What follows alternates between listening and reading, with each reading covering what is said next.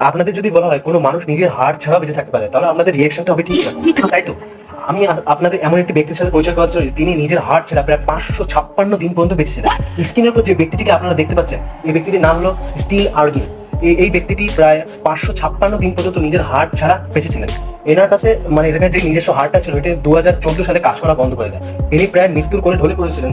Doctor আর ইনি বেঁচে থাকতে চেয়েছিলেন। ডাক্তার কোনোভাবেই কোনো ডোনার হার্ট তিনি কোনোভাবেই খুঁজে পাচ্ছিলেন না। ডাক্তার নিজে বাধ্য হয়ে একটি আর্টিফিশিয়াল হার্ট তিনি তার শরীরের ভিতরে ফিট করে দেন।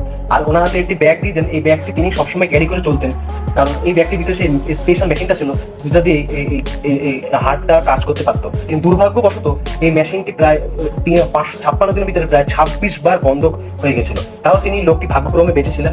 অবশ্যই তিনি 2019 সালে একটি হার্ট ডোনার খুঁজে পান, আর অবশ্যই ডাক্তার ওই হার্টটি তার শরীরের ভিতরে ফিট করে দেন, আর এখন বর্তমানে তিনি সুস্থ আছেন। ভিডিওটি যদি আপনাদের ভালো লেগে থাকে, আমার চ্যানেলটি লাইক এবং সাবস্ক্রাইব করে আমাদের পাশে থাকবেন।